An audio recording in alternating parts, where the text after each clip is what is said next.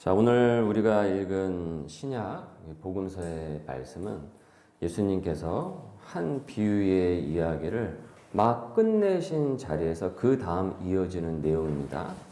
그 앞 이야기는 어떤 이야기였냐면은 어떤 부자가 고용한 청지기가 있었습니다.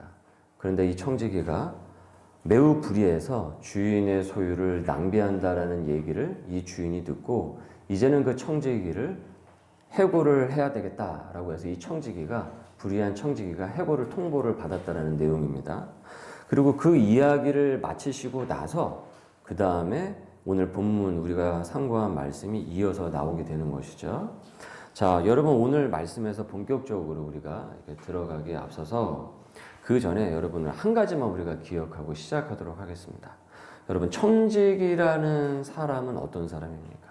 청지기는 어떤 사람입니까? 자기의 것이 하나도 없다라는 것입니다. 그것이 청지기입니다. 본래 그의 것은 없습니다. 다 누구의 것입니까? 주인의 것이에요. 자기는 그것을 맡은 사람이 불과한 것이죠.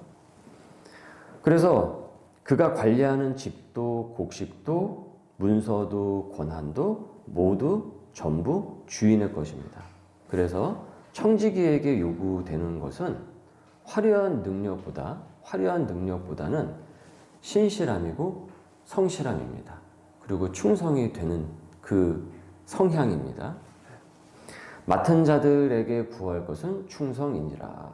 맡은 자들에게 구할 것은 충성이니라. 교우 여러분, 오늘 이 말씀 앞에 선 우리 모두가 크리스찬 모두가 바로 그 청지기인 것입니다.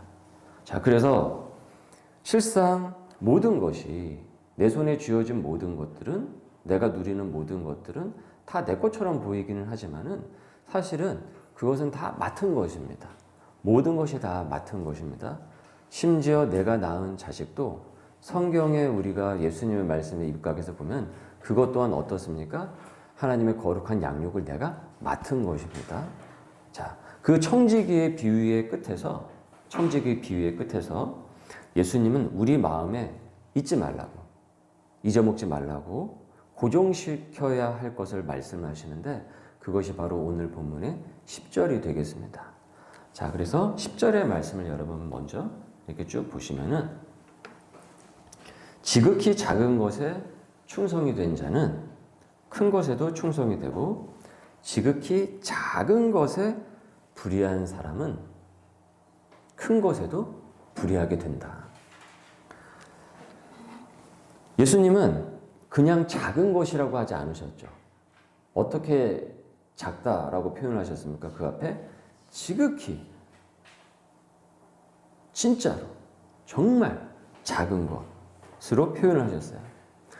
여기서 이 지극히 작은 것을 표현하는 이 의미에서 본래 본문의 그 헬라어에 의하면은 엘라키스토스인데 이것은 가장 최상급의 표현이에요. 진짜 작다라는 거죠. 그러니까 더 이상 작을 수가 없는 작은 거예요. 그래서 예수님은 일부러 가장 낮은 자리까지 내려가서 지금 그 작은 것, 거기를 짚고 계시다라는 거죠. 그리고 충성되다 라고 번역된 피스토스는 본래 믿을만하다,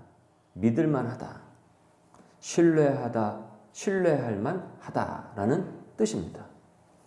즉 충성은 업적의 단어가 아니라 어떤 의미를 갖고 있는 것입니까? 내가 무언가를 만들어냈다라는 그런 업적, 무언가는 어떤 업력의 경력에 대한 내용이 아니라 신뢰의 단어라는 것입니다. 충성이라는 것은 즉 얼마나 큰 일을 해냈느냐 이것이 아니라 얼마나 그것을 맡겨도 될 만한 사람인가, 이것을 맡아도 될 만한 사람인가, 이것이 충성이라는 것이죠. 여러분 이 구절을 한번 면밀히 한번 들여다보십시오. 작은 것에 충성을 하는 사람은 큰 것에도 충성을 하고 작은 것에도 불의한 사람은 큰 것에도 불의한다. 작은 것과 어떻습니까? 큰 것이 별개의 시험이 아니라는 것이죠. 따로따로 떨어진 것이 아닙니다. 한 사람의 마음이 작은 데서도 큰 데에서도 함께 같이 똑같이 그렇게 움직이더라라는 겁니다. 사람은 여러분 큰 무대에 선다고 갑자기 달라지는 것이 아닙니다. 작은 것 앞에서의 내 모습이 큰 것 앞에서의 내 모습의 예고편이 되는 겁니다. 아, 나는 큰 무대 체질이야. 천만의 말씀입니다. 작은 무대에서의 그 모습이 결국은 큰 무대의 모습을 그대로 보여주는 예고편이 됩니다. 이처럼 작은 것은 결코 우리가 생각을 해보면 작은 것은 결코 작지 않다라는 것이죠. 에게 겨우 그거? 조그만 거? 근데 결코 그것이 작지 않다라는 거예요. 거기에 그 사람의 전부와 인격이 그 작은 것에도 다 드러나 있다라는 예수님의 말씀인 것이죠. 그러니 이 작은 것은 우리가 에게 요만큼 이렇게 대할 수 없다라는 것이죠. 자, 이 말씀을 듣고 있던 사람들이 꽤 많이 있었는데 누군가 이 말씀을 듣고 비웃는 사람들이 있었습니다. 그 사람들이 바로 바리새인들이었는데 누가복음에 의하면은 그들을 가리켜서 뭐라고 얘기하냐면 돈을 좋아하는 사람이다라고 얘기를 하고 있어요. 이 모든 말씀을 예수님의 말씀을 듣고 비웃었습니다. 경홀히 여겼다는, 가벼이 여겼다라는 겁니다. 작은 것의 무게를 모르는 사람에게는 여러분 이 말씀이 되게 우습게 들립니다. 쉽게 들립니다. 별것 아닌 내용으로 들리게 됩니다. 작은 것 해봤자 작은 것밖에 더 되겠어? 라고 생각한다는 것이죠. 그런데 작은 것을 그렇게 우습게 여기는 바로 그 마음이야말로 지금 예수님이 오늘 이 말씀에서 정확하게 그 마음을 겨누고 있는 관역이 된다는 것이죠. 이 말씀 앞에서 누구는 비웃는 자리에 설 수가 있고요. 누구는 가슴을 치는 진정한 깨달음, 가슴을 치는 자리에 설 수도 있습니다. 지난 금요일에 월드컵이 이제 개막을 이제 하게 되었죠. 그리고 오연규 선수의 역전골로 정말 판세가 뒤집어져서 이제 이겼습니다. 그 첫 경기를 그렇게 이긴 게임이 거의 없었대요, 우리나라가. 그러니까 첫 경기가 굉장히 중요한 것이죠. 그 시합이 끝나고 나서 이제 그날의 MVP에게 이제 인터뷰를 하지 않습니까? 그래서 오연규 선수가 인터뷰를 했는데 뭐라고 인터뷰를 했냐면 그날 몸이 자기 몸이 아니었다라는 거예요. 열이 38도까지 올라갔다라는 겁니다. 열이. 그래서 도무지 오늘 시합에 자신이 나설 수가 없는 몸이었다라는 거예요. 그래서 선발로는 손흥민 선수가 나왔잖아요. 다음에 교체로 이제 그 선수가 들어갔잖아요. 그래서 자신은 최악의 상태였다라는 거죠. 여러분 정말 4년을 얼마나 많은 준비를 했겠어요. 근데 경기 당일 하필이면 열이 38도까지 올라가 버렸으니 선수가 이 몸이 생명인데 얼마나 고통스러웠겠어요. 그런데 그 옆에 있는 스태프들이 지극정성으로 자신을 돌봐줬다라는 거예요. 인터뷰 내용 중에. 자기를 굉장히 케어를 잘해줘서 그래서 자신이 경기에 나설 수가 있었고 그리고 골까지 넣을 수 있었다라고 인터뷰를 한 거예요. 정성으로 선수의 몸을 돌본 스태프, 그 다음에 그들의 식사를 준비하는 그 요리사들, 조리사들, 그리고 중계방송에는 뭐 이름도 모르죠. 우리는 누가 그 일을 하고 있는지, 그 일을 돕고 있는지, 조력자를 우리는 누구도 몰라요. 청소하는 사람들도 있었을 것이고, 그렇죠. 여러 사람이 있었겠죠. 여하튼 이름 한번 불리지 않고 우리가 그냥 모르고 지나칠 그 사람들, 그 작은 성실과 충성들이 그 팀 안에서 유기적으로 계속 합쳐져 가지고 최악의 컨디션에서 그 선수에게서 골이 터진 것이죠. 그러고 보면은 작은 일이라는 것은 없는 것이다 라는 생각도 들었습니다. 우리는 작은 것을 계속 우습게 여기는 경향이 많은데 작은 것이라는 것은 사실은 없는 것이구나. 작은 것, 큰 것을 계속 구분하는 것이 굉장히 위험한 삶의 사고방식일 수도 있겠다. 그리고 이것을 우리가 잘 구분해 나갔을 때 얼마나 우리의 삶을 생동력 있게 되고 발전적으로 나아갈 수 있게 될까. 그런 양면을 보게 되었습니다. 골은 한 사람이 넣었죠. 그 골은 한 사람이 넣었어요. 근데 그 골은 어떻습니까? 수많은 작은 신실함의 합작이에요. 걸작품이 된 것이죠. 여러분, 하나님 나라의 일이라는 것도 이와 같습니다. 그 작은 일들, 작은 손길, 작은 기도들이 모여서 하나님의 일들이 유기적으로 이루어지게 되는 것입니다. 자, 여러분 본문으로 다시 한번 들어가 보시죠. 자, 본문으로 다시 한번 들어가 보시면은 예수님께서 이 말씀을 하신 다음에 이어서 이렇게 말씀을 하고 있어요. 자, 11절과 12절 우리 함께 같이 봉독합니다. 너희가 만일 불의한 재물에도 충성하지 아니하면 누가 참된 것으로 너희에게 맡기겠느냐? 너희가 만일 남의 것에 충성하지 아니하면 누가 너희의 것을 너희에게 주겠느냐? 여러분, 여기서 불의한 재물은 세상의 살림살이입니다. 즉 지극히 작은 것의 대표가 되는 거예요. 참된 것은 하나님 나라의 영원한 것입니다. 진짜 큰 겁니다. 자, 주님의 논리는, 예수님의 논리는 분명합니다. 여기서 헷갈리게 우리에게 얘기하고 있지 않으세요? 잠시 맡겨진 세상의 것에서조차, 너희들에게 맡겨진 그 세상의 것에서조차 너희가 신실하지 못하다고 한다면은 영원한 것을 어떻게 맡길 수가 있냐라는 것입니다. 자, 이 말씀에서 맡기겠느냐라는 단어를 조금 더 여러분 줌을 쭉 갖다 대시고 포커싱을 하시고서 쭉 이 단어를 좀 더 머금고 한번 보십시오. 하나님은 우리를 점수로 몇 점 이것으로 평가하고 끝내시는 분이 아니라 어떤 분이십니까? 맡기신다라는 거예요. 누군가에게 다 이렇게 맡기신다라는 거죠. 즉 신뢰가 쌓이고 그러면 더 많은 것을 맡기시는 것이고, 신뢰가 무너지면 어떻습니까? 맡기실 수가 없는 거예요. 그런데 신뢰라는 것이 여러분 어떻게 쌓입니까? 그 신뢰가 어떻게 쌓입니까? 여러분이 인간관계를 할 때 그 사람에 대한 신뢰가 어떻게 형성이 됩니까? 작은 것에서부터 시작이 됩니다. 작은 것에서부터 분명히 거기서 시작이 됩니다. 회사 간의 거래처 간의 신뢰는 어떻게 쌓입니까? 작은 거래에서부터 나중에 큰 거래로 이어지게 되는 것입니다. 그러니까 작은 것은 결코 작은 것으로 그렇게 끝나는 것이 결코 될 수가 없는 것이죠.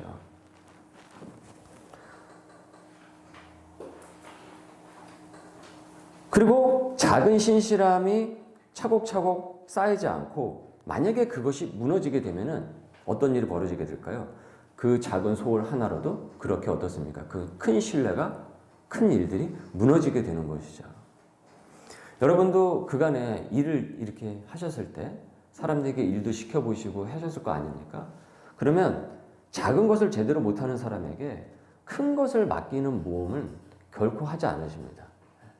그리고 그와 같은 일들을 내가 위험을 내가 감당하게 됐을 때 다음에 그것을 항상 그것을 반면교사로 삼고 내가 그러지 말아야 되겠다라고 생각을 하시게 될 거예요. 우리도 그렇습니다. 여러분 12절의 표현도 다시 한번 눈여겨서 한번 보십시오. 자, 이 말씀을 좀 잘 오해를 하고 우리가 모르고 지나칠 경우가 많이 있습니다. 남의 것과 나의 것에 대한 내용이에요. 자, 주님은 지금 우리 손에 있는 것을 뭐라고 부르시냐면 남의 것이다 라고 부르고 있어요. 내 것이 아니라 남의 것이라고 부르시고, 장차 주실 것을 너희의 것이다 라고 부르고 있습니다. 집중하십시오. 남의 것이라고, 지금 내 손에 있는 것, 우리 손에 있는 것을 남의 것이라고 부르시고, 장차 주어질 것을 너희의 것이다 라고 부르세요. 지금 내가 쥐고 있는 시간과 물질과 관리, 그와 같은 위치, 사회적인 여러 가지 그 모든 것, 인맥, 모든 그 자리는 사실 내 것이 아니라 맡겨진 남의 것이라는 거예요. 남의 것입니다. 곧 하나님의 것이에요. 내 것이 아니라 남의 것입니다. 여기서 청직인 거예요.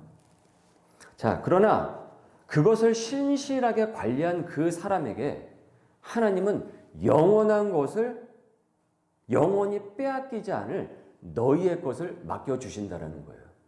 즉, 지금 내가 입고 있는 이 남의 것을 잘 관리하고 청지기직을 소명으로 잘 간수하고 그것을 잘 관리한 그 사람에게는 영원히 사라지지 않을 무엇을 주신다라는 겁니까? 너의 것을 주신다라는 것이죠. 다시 한번 여러분 12절 읽습니다. 시작. 너희가 만일 남의 것에 충성하지 아니하면 누가 너희의 것을 너희에게 주겠느냐. 여기 남의 것은 하나님의 것이에요. 그건 내 것이 아닙니다.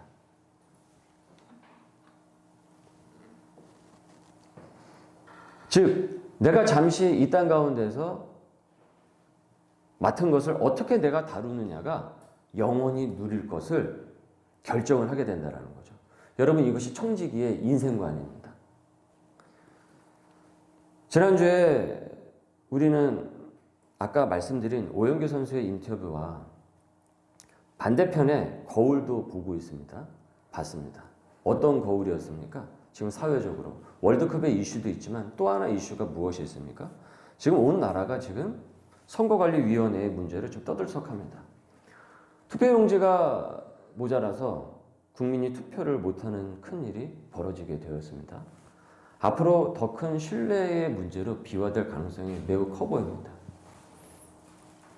분명히 이 문제는 작은 것에서부터 분명히 시작이 되었을 거예요.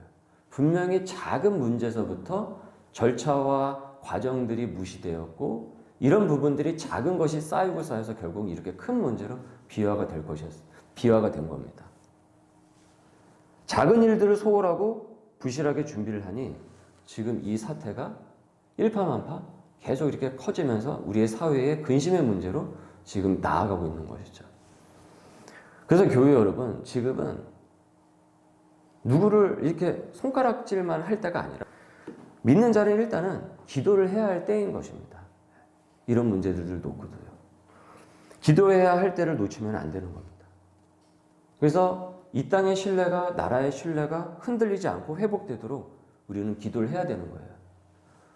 그리고 동시에 나도 스스로 정직하게 물어야 되는 겁니다. 무엇을 정직하게 물어야 될까요? 이 정도쯤이야. 뭐 이깟 것쯤이야. 이 정도 작은 것쯤이야. 하고서 그냥 덮어둔 그 자리가 내 안에는 없는지 남의 이야기만이 아니라 내 마음의 이야기일 수 있다는 것이죠. 우리는 말씀을 통해서도 깨닫지만 이 시대에 돌아가는 이와 같은 시류를 보면서도 우리는 영적으로 깨달을 수 있는 영성, 마음을 지닐 수 있어야 됩니다. 여러분 사실 예수님의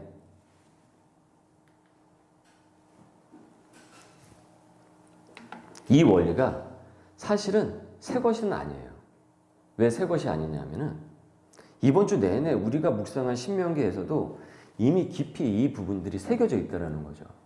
여러분 신명기 말씀을 이렇게 쭉 그 주중에 묵상을 하시면서 그런 생각들 많이 하지 않으셨습니까? 아니 뭐 이렇게 소소한 내용들, 뭐 이런 내용들까지 성경에 적혀져 있을까? 이와 같은 생활의 규범들까지 여기에 다 적혀져 있을까? 그리고 오늘 새벽에 뭐 이런 구절까지 내가 꼭 묵상을 해야 되나? 그런 내용들이 성경을 보다 보면 많이 있단 말이에요.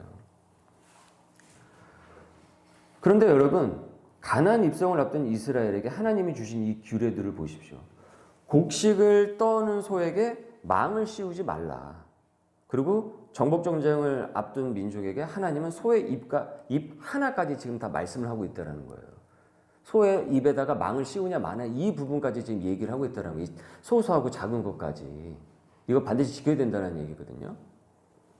그리고 너가 밭에서 곡식을 베는데 만약에 그 곡식을 싹 다 베지 말고 좀 흘리고 그러면 그거 남겨두라라는 겁니다. 아까워 하면서 다 주워 담지 말고. 왜 남겨두라라는 겁니까? 누구를 위해서? 가난하고 소외된 자들을 위해서 그걸 남겨두라라는 거예요. 그것을.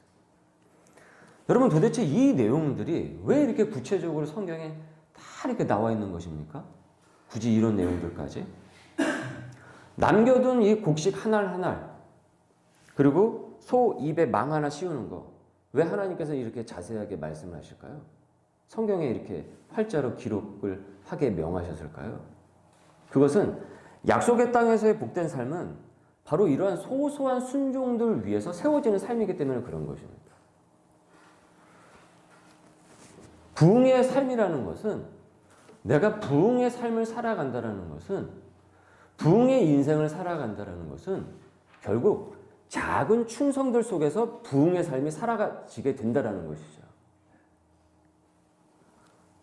결국 작은 것에 충성하는 삶이 부흥의 삶으로 나아가게 되는 겁니다.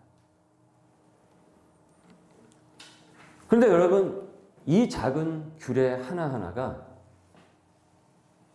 얼마나 큰 것을 운반하고 있는지 구속사적인 맥락을 통해서, 말씀을 통해서 보게 돼요. 자, 보십시오. 자, 오늘 말씀으로부터 세월이 한참 지났어요. 세월이 정말 한참 지났어요. 한참 흘렀어요.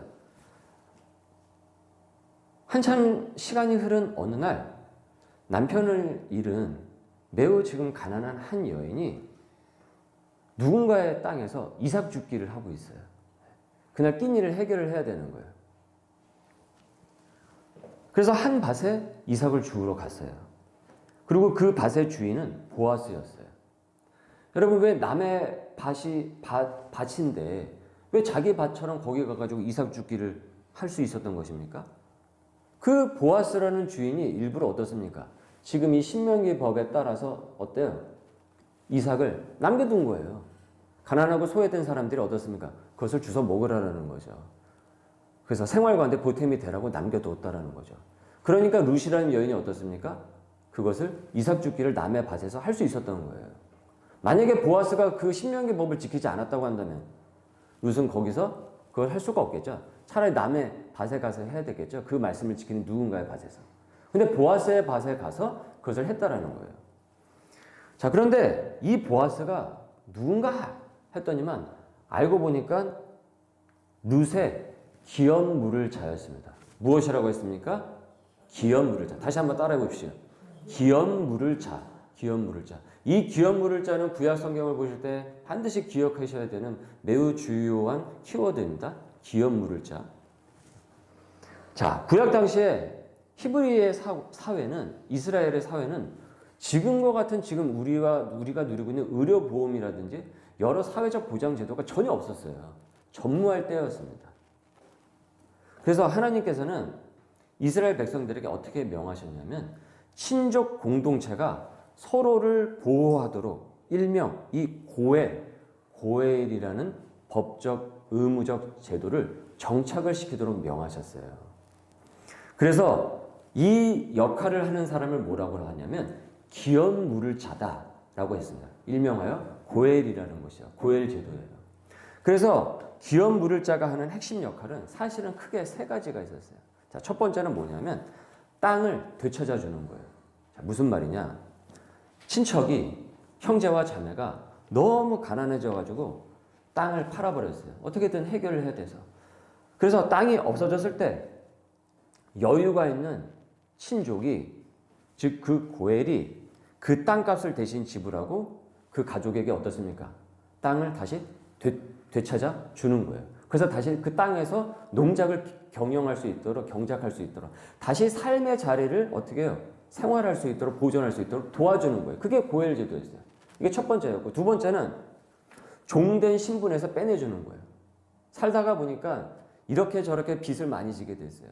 그래서 누구 집에서 종이 되었어요. 종살이를 하게 되는 거예요. 근데 여유가 있는 친척이 자신의 돈을 지불을 하고 어떻습니까? 그 친척을, 형제를 빼내오는 거예요. 종으로부터 구출해내는 거예요. 이게 두 번째였어요. 그 다음에 세 번째는 매우 여러분이 보셨을 때, 지난 신명기 말씀을 보셨을 때 매우 생경하게 보셨던 말씀일 수도 있고 되게 이상하다라고 생각할 수가 있는데, 끊어진 가문의 대를 이어주기는 겁니다. 무엇이라고요? 끊어진 대를 이어주는 가문이었다라는 거죠. 즉 생명과 혈통을 보존하는 거예요. 무슨 얘기냐면 친척이, 형제가 죽었어요. 일찍 죽었어요. 어떤 사고 때문에, 아니면 아파서. 그래서 후손이 없는 거예요. 이 가게의 대를 이을 후손이 없는 거예요. 그래서 미망인이 홀로 되었어요. 그러면 홀로 된 그녀와 어떻습니까? 친척과 형제가 결혼을 해가지고 그 계대가 결혼을 해서 아이를 낳고 그 아이가 죽은 형제의 이름을 잇고 재산을 물려받을 수 있게 해주는 제도였다라는 것이죠. 여러분이 지난 신명기 새벽에서 묵상하셨던 그 계대 결혼이 바로 이것인 겁니다. 그래서 이것을 모르고 이 계대 풍습을 보게 되면은 지금의 현 문화권인 우리에게는 어떻습니까? 매우 기이하고 이상하게 보일 수 있다는 거예요. 지금은 더 이상 이 법이 필요가 없고 예수님이 오신 이후에는 더 이상 이 계대 풍습이 더 이상 필요가 없어졌지만은 당시에는 예수님이 오시기 전인 당시 구약에서는 절대적으로 필요한 히브리 민족을 지탱해주는 무엇이 됩니까? 주요한 제도가 되었다라는 것이죠. 이것이. 여러분, 그래서 이것이 신명기서에 나오고 있는 것입니다. 자, 그런데 보아스가 이 의무를 그대로 책임감 있게 받아들이게 되는 거예요. 밭을 내어주다가 그 밭에서 룻을 보게 되었고 그 룻이 바로 자신이 그 의무를 수행해야 될 귀한 물을 자라는 것을 알게 되었다라는 것이에요. 그래서 여러분, 룻을 보아스가 그래서 아내로 맞이하게 되는 겁니다. 그래서 여러분, 룻기에 그 내용이 있는 거예요. 자, 그런데 이 이후에 무슨 일이 벌어지게 됩니까? 그 결혼한 이후에 무슨 일이 벌어지게 됩니까? 그들에게서 누가 나옵니까? 오벳과 이새가 나옵니다. 그리고 이새의 아들은 누가 됩니까? 다윗이 됩니다. 다윗의 후손으로 누가 오시게 됩니까? 예수 그리스도께서 오시게 되는 거죠. 여러분, 바로 이것이 구약 성경 말씀이 창세기 1장 1절서부터 마지막 끝절까지 구속사적으로 이어지는 하나의 궤가 되는 거예요. 따로따로 떨어진 파편적인 이야기가 되는 것입니다. 즉, 소 입에 망을 하는 이 얘기조차 모든 것들이 어떻습니까? 그 작은 것 모든 것들이 어떻습니까? 하나의 큰 그림을 다 형성하고 있다라는 것이죠. 이 모든 것들이. 즉, 형제의 이름을 세워주라 라는 규례의 정신 하나가 수천 년을 건너서 메시아, 어떻습니까? 예수 그리스도의 길을 닦아놓았다라는 것이죠. 이처럼 하나님은 그 순종 속에서, 작은 순종 속에서 어때요? 구원의 역사를 다 심어두시는 분이라는 거죠. 이로써 우리는 알게 되는 거예요. 무엇을 알게 됩니까? 내가 오늘 행하는 작은 충성 하나가 어디까지 흘러갈지 우리는 모른다라는 거죠. 그러나 하나님은 아십니다. 반대로 내가 오늘 행하는 불충 하나가 어디까지 흘러가서 악영향과 부정한 것을 끌어당기는지 우리는 모릅니다. 그러나 하나님은 아신다라는 것이죠. 그러니 작은 것은 결코 작은 것이 아닌 것이죠.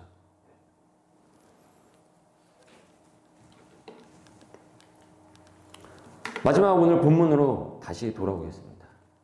자, 마지막 13절에서 예수님은 이 이야기를 청지기의 비유의, 불의한 청지기의 비유의 이야기를 쭉 하시면서 갑자기 주인 이야기를 하십니다. 읽습니다. 지파인이 두 주인을 섬길 수 없나니 너희는 하나님과 재물을 겸하여 섬길 수가 없느니라. 무슨 뜻입니까? 왜 작은 것 이야기 끝에 주인의 이야기가 이렇게 나오게 될까요? 작은 것에 대한 충성이 결국 누구를 주인으로 섬기느냐를 결정하기 때문에 이렇게 결론의 말씀을 우리에게 주신 거예요. 재물을 주인 삼은 사람에게 작은 것은 그저 이익이 안 되는 거예요. 작은 것은 내게 이익이 안 되니까 그것은 소홀히 할 수가 있는 거죠. 그 내용인 겁니다. 이게 돈을 더 좋아하느냐, 하나님을 더 좋아하느냐, 이런 경중의 문제를 얘기하는 것이 아니라 재물을 주인 삼은 사람에게 작은 것은 그저 이익이 안 되지 않습니까? 그러니까 모든 것을 돈으로 보지 않습니까? 이 작은 것이 나에게 돈이 되는가, 이익이 되는가, 손해가 되는가, 이런 것으로만 볼 거 아닙니까? 그러니까 온전한 하나님의 청지기적인 삶을 살아나기가 어렵다는 거예요. 그래서 두 주인을 섬길 수가 없다라고 말씀을 하셨던 것이죠. 여러분, 오늘 말씀을 처음서부터 이렇게 쭉 해가지고 하는데 굉장히 이 어려운 설교를 어떻게 하면 교우분들에게 쉽게 접근을 할 수 있을까 정말 고심이 많이 되었어요. 그래서 저에게도 참 이게 이 난도가 어떤 설교의 시간이 아니었나 생각이 들어요. 성령님께서 여러분의 마음을 열어주시길 바랍니다. 저의 둔감한 입술에도 불구하고 말이죠. 그래서 부흥의 삶이 될 수 있길 바랍니다. 그러나 하나님을 주인으로 모신 사람에게는 가장 작은 것도 주인이 맡기신 것이기 때문에 귀중하고 어떻습니까? 무게감이 있는 거예요. 그 그 무게감이 있다라는 거죠. 그래서 여러분, 하나님의 나라를 무엇으로 비유를 하십니까? 무엇으로 비유합니까? 콩씨요? 참외씨요? 무슨 씨로 비유를 합니까? 겨자씨로 비유를 하죠. 겨자씨. 겨자씨 정말 요만합니다. 정말 작습니다. 근데 하나님의 나라가 어떻게 성장한다는 거야? 그 겨자씨 한 알이 무럭무럭 자라난다라고 표현하고 있죠. 그러니까 여러분, 작은 것은 결코 어떻습니까? 작은 것이 될 수가 없는 거예요. 작은 것은 결코 작은 것이 될 수가 없는 거예요. 그래서 맡은 자에게 구할 것은 충성이니라 라고 말씀하셨던 것이고, 작은 것에 충성하라 라고 말씀하였던 것이죠. 여러분, 가장 큰 구원이 가장 작은 모습으로 시작이 됩니다. 누군가의 한마디로부터 시작이 됩니다. 그 작은 한마디로부터 시작이 됩니다. 나처럼 한번 예수 한번 믿어보자. 흘려듣는 그 소리가 되든지 아니면 작은 전도자 하나로도 시작이 됩니다. 그렇기 때문에 여러분, 나의 작은 충성은 결코 헛되지 않습니다. 결코 헛되지 않습니다. 결코 땅에 떨어지지 않습니다. 그 주님의 영이신 성령께서 지금 우리 안에 계셔서 작은 것을 통하여서 큰 것을 이뤄내시는 성령님이신 거예요. 그리고 하나님께서는 바로 그 자리에서 성령의 사역과 일들을 일으켜내십니다. 그래서 성령의 열매를 열리게 하십니다. 그 작은 충성과 하나하나를 통해서 말이죠. 그렇기 때문에 우리의 일상은 결코 작지 않습니다. 우리의 신앙생활은 결코 작지 않습니다. 우리의 큐티 생활은 결코 작지 않습니다.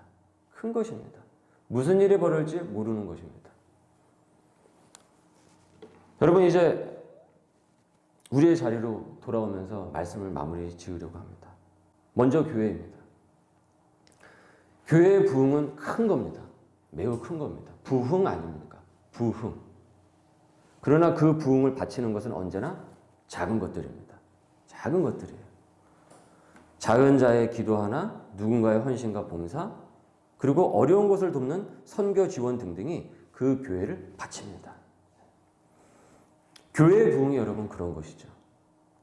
하나님은 지금도 그 작은 것들을 모아가지고 부흥의 거룩한 재료로 사용하십니다. 그와 같은 재료의 삶이 될 수 있기를 여러분 기도하시고 함께 같이 힘과 어떤 마음을 열어서 하나님의 나라를 바라볼 수 있기를 원합니다. 가정도 마찬가지죠. 가정의 부흥이 여러분 어떻게 임하게 되겠습니까? 1년에 한 번에 빅 이벤트를 하면은 우리의 가정이 확 달라지고 막 그렇습니까? 물론 그것도 중요할 수는 있겠습니다. 그런데 진짜 그 가정이 세워지는 것은 날마다의 말과 그 작은 행동, 작은 말과 작은 행동을 통해서 그 가정이 세워지게 되는 것이죠. 밥 한 끼를 먹는다고 하더라도 차린 손길에 대한 그 고마움, 그 감사 한마디가 어떻습니까? 그 가정을 탄탄하게 바치게 됩니다. 부부 사이를 살리는 것도, 그리고 자녀의 마음을 여는 것도 뭐 크고 대단한 선물이 아니라 따뜻한 말 한마디, 작은 눈맞춤 하나일 거예요. 물론 우리 애들이 이 설교를 들으면 자기들은 큰 선물도 환영한다라고 얘기할지 모르겠지만서도, 여러분, 큰 과학자가 되는 것이 화려한 과학실에다가 실험실에다가 넣어주면 거기서부터 큰 과학자가 됩니까? 큰 과학자가 어떻게 됩니까? 집에서 작은 그림, 과학책 한 권을 펴는 데서부터 큰 과학자는 시작이 되는 거예요. 큰 요리사, 그 셰프가 어떻게 됩니까? 집에서 라면 끓여 먹는 거 하나에서 내가 어떻게 하면 이 라면을 맛있게 끓일 수 있을까? 그 작은 라면 하나 끓이면서부터 거기서부터 나중에 큰 요리사가 되는 것 아니겠어요? 여러분, 큰 요리사가 라면을 못 끓이는 요리사가 어디 있습니까? 큰 요리사는 작은 라면도 잘 끓여요. 여러분, 큰 믿음도 그렇습니다. 큰 믿음이라는 것도 그렇습니다. 매일 우리에게 주어지는 말씀 한 구절, 그 작은 말씀이 날마다 가까이 하는 그 사람에게 어느 날 거대한 하나님의 뜻이 큰 빗줄기처럼 그의 심령을 꿰뚫게 되는 것이죠. 그것이 거기서부터 시작이 되는 것입니다. 전도라는 것도 그렇죠. 옆에 사람에게 한마디 건네다 보면은 큰 구령의 사역이 그 가운데서 불일 듯이 일어나기 시작을 하게 되는 겁니다. 처음서부터 해외로 나가가지고 난 아프리카 선교로 가서 처음부터 아프리카 가가지고 선교하는 그런 사람은 없습니다. 모든 것은 그 작은 것부터 시작이 된다는 것이죠. 마치 겨자씨 한 알처럼 말이죠.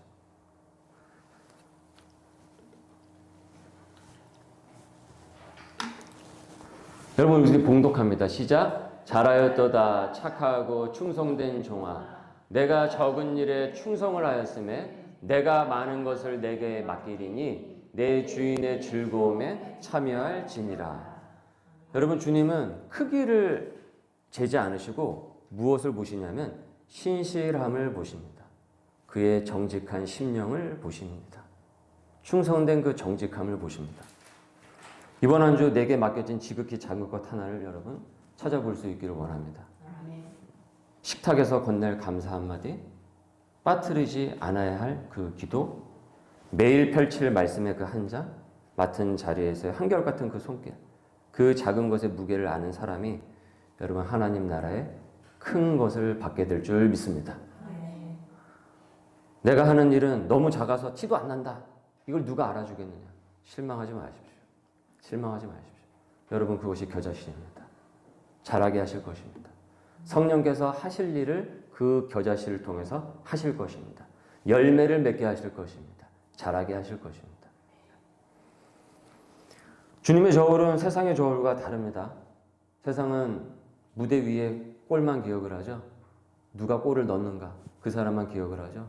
그러나 그 선수가 정말 아주 인격적인 그 젊은 어린 선수가 아주 철이 정말 잘 든 정말 마치 31 중반이 된 그런 그 노장의 그 선수와 같은 경험치 얘기를 했습니다.